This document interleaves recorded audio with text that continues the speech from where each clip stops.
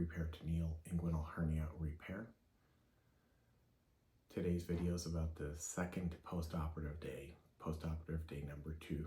You've had 2 nights of sleep at home. Today is always the worst day for most people.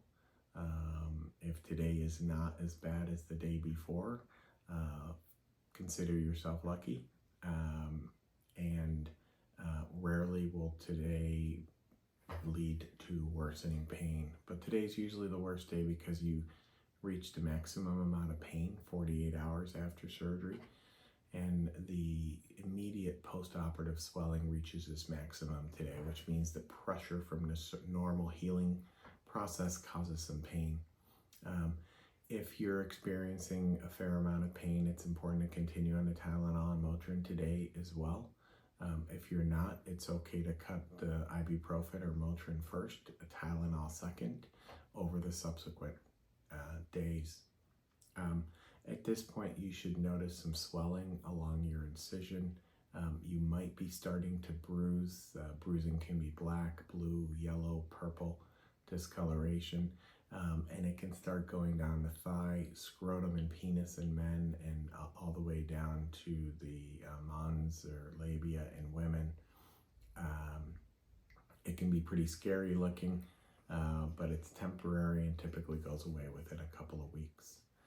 In terms of activity, we encourage leisurely walking with graduated increase in distance. We don't want you doing any exercise. There is no housework, yard work, gardening, shoveling, raking that we really permit. We really need to let that internal mesh bind to you, although it's stitched in place.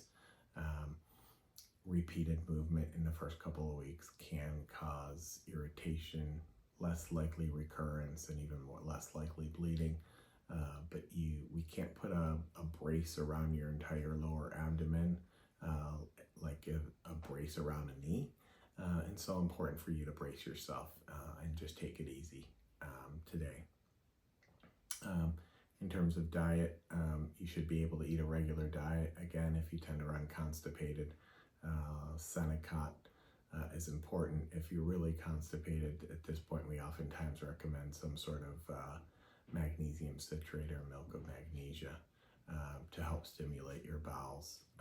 Most people are off of any opioids if they were prescribed, as we typically prescribe 6 tablets just to get you through the first day or 2 in that 1 in 20 chance that you need an opioid. But most patients have done well with ice, Tylenol, Motrin. Reasons to be concerned at this point is if your pain is continually getting worse unexpectedly.